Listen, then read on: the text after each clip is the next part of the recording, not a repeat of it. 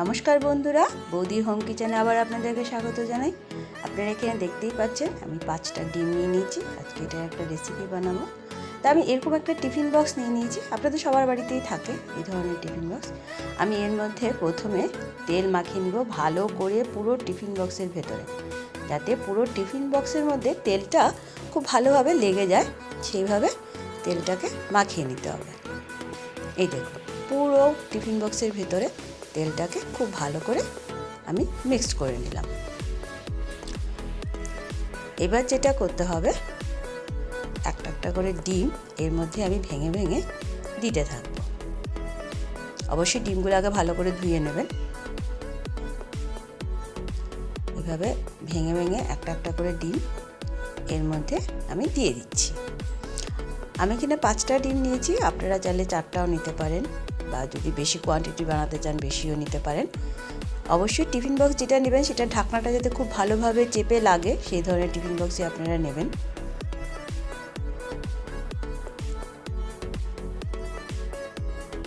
এইভাবে একটা একটা করে ডিম আমি এর মধ্যে নিয়ে নিচ্ছি।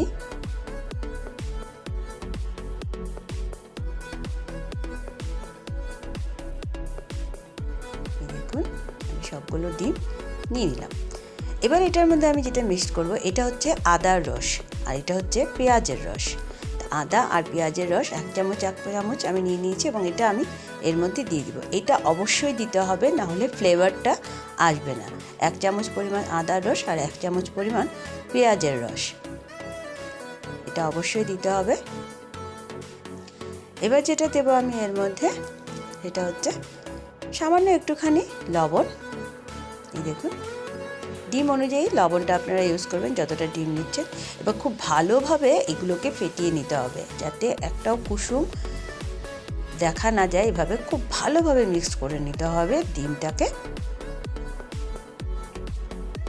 এইভাবে দেখুন আমি যেভাবে মিক্স করছি, আমার মিক্সিংটা হয়ে গেছে এবং পুরোটা আমি মিক্সড করে নিয়েছি।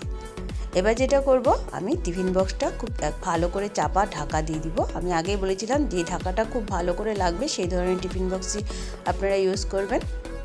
এবার আমি দেখুন কড়াইয়ে জল বসিয়ে দিয়েছি এবং একটা জারি এর উপরে দিয়ে আমি টিফিন বক্সটা এর মধ্যে বসিয়ে দিচ্ছি। আমি পাক্কা 20 মিনিট এটাকে স্টিম করে নিয়েছিলাম এবং 20 মিনিট পর ঠান্ডা করে নিয়ে আমি এটা ঢাকাটা খুলছি। অবশ্যই আপনারা ঠান্ডা করে নিয়ে ঢাকাটা খুলবেন, গরম গরম খুলতে যাবেন না। দেখুন কি সুন্দর ডিমটা ভাপা হয়ে গেছে। এবার একটা চাকুর সাহায্যে সাইড থেকে কেটে কেটে এটাকে তুলে নিব। তো বন্ধুরা, আপনারা যারা যারা আমাদের চ্যানেলটিকে দেখছেন অবশ্যই লাইক করুন, শেয়ার করুন আপনাদের বন্ধুবান্ধবদের সাথে এবং সাবস্ক্রাইব করলে অবশ্যই বেল আইকনটি প্রেস করতে ভুলবেন না। এই দেখুন, আমি সাইড থেকে কি সুন্দর ডিমটা ছুটে যাচ্ছে। এই জন্যই তেলটা খুব ভালোভাবে মাখিয়ে নিতে হয়, যাতে খুব তাড়াতাড়ি সাইড থেকে ডিমটা খুলে যায় এবং একটুও না ভাঙে। এইভাবে আস্তে আস্তে একটা ছুরির সাহায্যে সাইডগুলোকে কেটে কেটে ডিমটাকে তুলে নিতে হবে। এবার এটাকে আমি বাটির থেকে বের করে নিই। এই দেখুন, আমি একটা থালের মধ্যে এটাকে বের করে নিয়েছি। এবার একটা ছুরির সাহায্যে এটাকে পনির যেভাবে কাটা হয় সেভাবে আমি কেটে নেব। আপনারাও সেইভাবেই কেটে নেবেন, পনির যেভাবে কাটা হয়।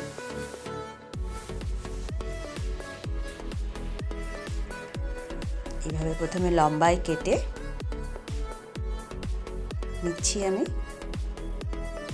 খুব সুন্দর ভিতরটা সেদ্ধ হয়েছে ডিমটার।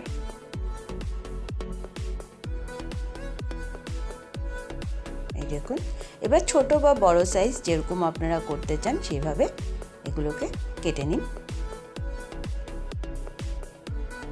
এতক্ষণে আপনারা বুঝতেই পারছেন আমি কি বানাতে চলেছি। হ্যাঁ, আমি ডিম পনিরের বানিয়ে একটা রেসিপি বানাতে চলেছি এবং সেটাই আপনাদের সাথে শেয়ার করব। কিন্তু আপনাদের কাছে অনুরোধ রইল পুরো রেসিপিটা দেখার, কেননা রেসিপিটা কিভাবে বানাচ্ছি সেটাও দেখা দরকার।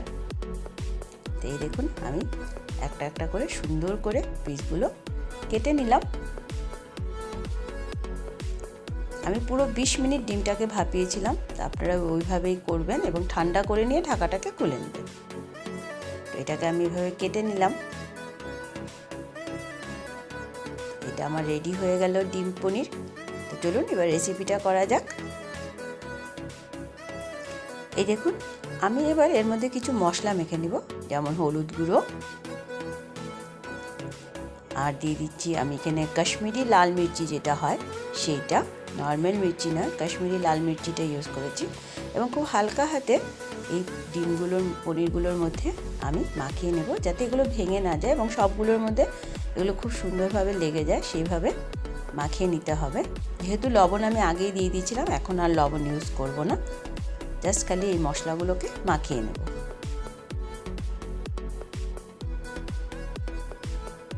এই দেখুন, খুব হালকাভাবে আমি এগুলোকে মাখিয়ে নিলাম। এবার যে মশলাগুলো ইউজ করছি সেগুলো হচ্ছে, এখানে আমি নিয়েছি একটা টমেটো পেস্ট আর 2 চামচ মতো দই, যেটাকে আমি ফেটিয়ে নিয়েছি, টক দই। সামান্য একটুখানি লবণ আমি টক দইয়ের মধ্যে অ্যাড করে দিচ্ছি, দিয়ে ভালো করে আবারও এটাকে মিশিয়ে নিচ্ছি। এবার সামান্য একটুখানি চিনিও আমি টক দইয়ের মধ্যে অ্যাড করে নিচ্ছি। তো চিনি আর লবণটা আমি টক দইয়ের মধ্যে দিয়ে ভালো করে এটাকে ফেটিয়ে রাখছি। এবার চলুন কড়াইটা বসিয়ে দিই। দেখুন, আমি কড়াই বসিয়ে দিয়েছি এবং কড়াইয়ে আমি তেল দিয়ে দিচ্ছি প্রথমে। আশা করছি এই রেসিপিটা আপনাদের খুবই ভালো লাগবে, একবার আপনারা বাড়িতে অবশ্যই এই রেসিপিটা ট্রাই করবেন। এবার আমি ডিমের যে পনিরগুলো বানিয়েছিলাম সেগুলোকে এক এক করে একটু ভেজে নেব।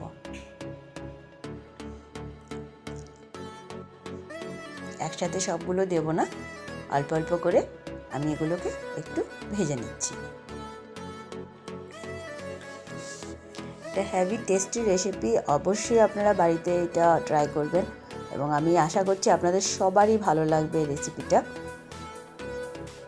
এখন প্রচণ্ড ঠান্ডা পড়ছে, ডিমের যে কোনো রেসিপি সবাই খেতে ভালোবাসে, একটু অন্যরকমভাবে এটা বানিয়ে সবাইকে সার্ভ করুন গরম ভাতের সাথে।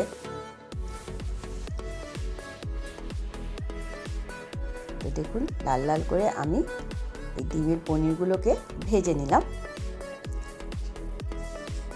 এবার এগুলোকে তুলে নিব।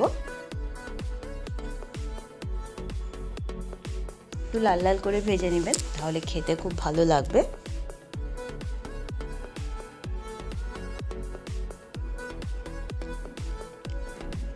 দেখুন, বেশ লাল লাল হয়ে এসছে কিন্তু। এবার আমি এগুলোকে তুলে নিচ্ছি।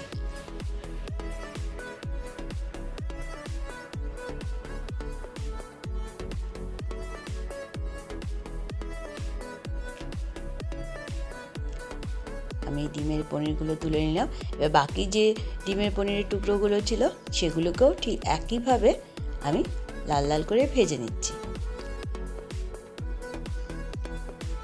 বাড়িতে যা আছে তাই দিয়ে রেসিপিটা করছি, একদম ইজি, একদম নর্মালভাবে আপনারা প্রত্যেকেই এটা বানাতে পারবেন।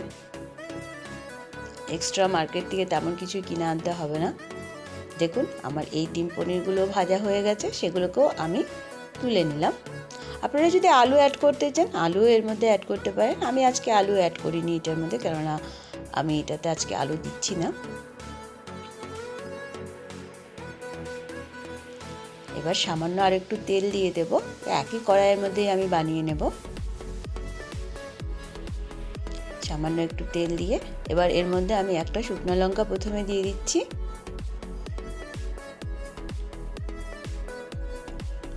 এবার এখানে দিয়ে দিচ্ছি আমি পেঁয়াজ কুচি। আমি এখানে একটা বড় সাইজের পেঁয়াজকে কুচি করে কেটে নিয়েছিলাম, সেই পেঁয়াজ কুচিটা দিয়ে দিলাম। পেঁয়াজটাকে একটু ভেজে নিই।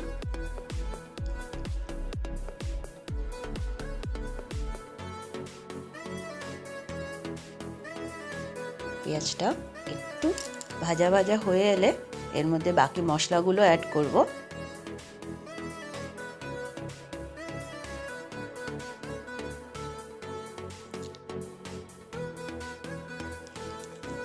দেখুন, পেঁয়াজটা আমার অনেকটা ভাজা ভাজা হয়ে আসছে। এবার দিয়ে দিচ্ছি আদা রসুনের পেস্ট 1 চামচ মতো, দিয়ে আবারও ভালো করে ভেজে নেব যাতে কাঁচা গন্ধটা আদা রসুনের চলে যায়।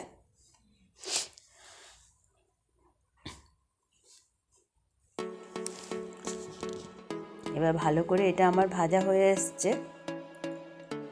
এবার এক এক করে গুঁড়ো মশলাগুলো আমি এর মধ্যে দিয়ে দিচ্ছি।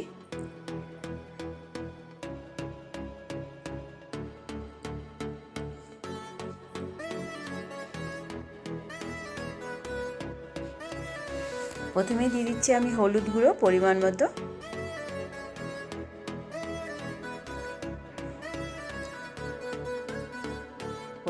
হলুদ গুঁড়ো দিয়ে দিলাম। দিয়ে দিচ্ছি লঙ্কার গুঁড়ো।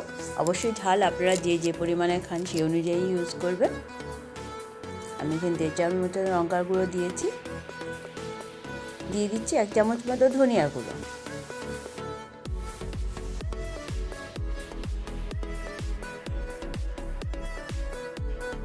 আর দিয়ে দিলাম আমি এখানে গরম মশলা গুঁড়ো।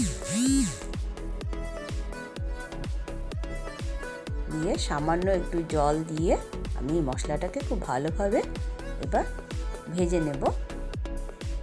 গরম মশলাটা আমার বাড়িতে বানানো, আমি সবসময় বলে থাকি আমি বাড়িতে বানানো গরম মশলা ইউজ করে থাকি।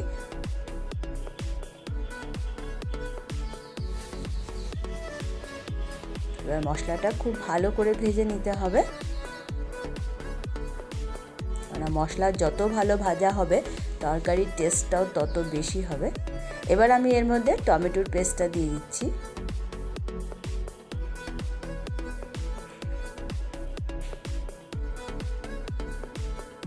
দেখুন আস্তে আস্তে কিন্তু মশলা যত ভাজা হবে মশলার কিন্তু রঙটা চেঞ্জ হতে শুরু করবে। খুব সুন্দর একটা স্মেল বেরিয়েছে। যদি আমি মোবাইলের মাঝখান দিয়ে আপনাদের স্মেলটা শোনাতে পারতাম খুব ভালোই লাগতো। স্মেলটা কিন্তু দারুণ হয়েছে। আপনারা যখন বানাবেন আপনারা নিজেরাই বুঝতে পারবেন। এবার আমি যে টক দইটা ফেটিয়ে রেখেছিলাম সেটা দেব। এর আগে আমি লবণটা দিয়ে দিচ্ছি। পরিমাণ মতো লবণটা আমি দিয়ে দিলাম।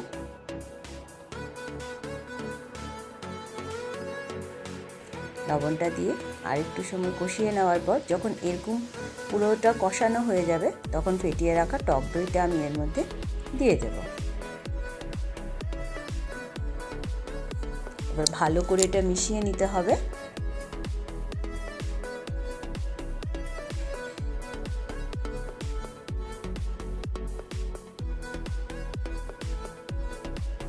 দেখুন খুব ভালোভাবে কিন্তু মশলাটাকে আমি মিশিয়ে নিলাম।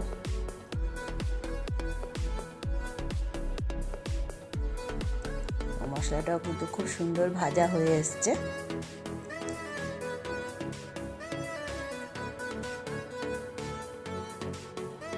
পুরো মশলাটা কিন্তু দেখুন ভাজা হয়ে এসছে।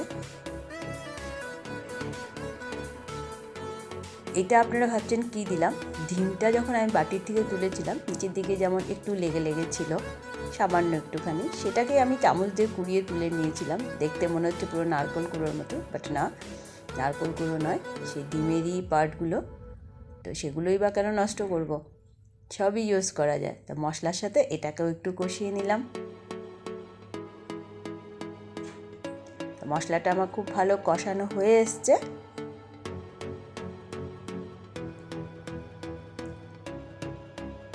এবার এর মধ্যে আস্তে আস্তে আমি জলটা দিয়ে দেব পরিমাণ মতো। জল বেশি দেব না, একটু এটা গ্রেভি টাইপ হবে।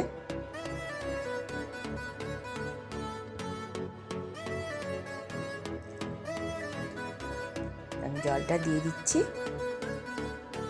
আজকে যে রেসিপিটা আমরা বানাচ্ছি সেটার নাম হচ্ছে ডিম পনির মালাইকারি। তো অবশ্যই আপনারা এটা বাড়িতে ট্রাই করবেন, আশা করছি সবারই ভালো লাগবে। সেই জন্যই আমি বলেছিলাম পুরো ভিডিওটা অবশ্যই দেখবেন। আমি জল দিয়ে দিলাম এবং পুরো মশলাটাকে খুব ভালোভাবে মিক্সড করে নিলাম। এবার ভালো করে জাল উঠবে সেই পর্যন্ত রান্না করতে হবে। আর এর আগে ভেজে রাখা ডিম পনিরগুলো এর মধ্যে দিয়ে দিচ্ছি।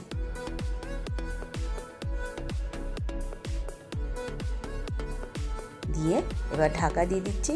2 থেকে 3 মিনিট ভালো করে জাল খাইয়ে নিলেই রেডি ডিম পনির মালাইকারিটা। দেখুন আমার এই রেসিপি কিন্তু অলমোস্ট রেডি হয়ে গেছে। সামান্য একটুখানি ঝোলটা শুকিয়ে নেব।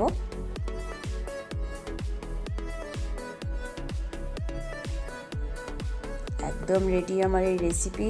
ওপর থেকে একটু ধনেপাতা কুচি দিয়ে দিচ্ছি আর গ্যাসটা অফ করে দিচ্ছি। অবশ্যই আপনারা বাড়িতে রেসিপিটা ট্রাই করবেন, অবশ্যই আমাকে জানাবেন কেমন হলো। আমি গ্যাসটা এবার বন্ধ করে দিয়ে এটা নামিয়ে নিচ্ছি।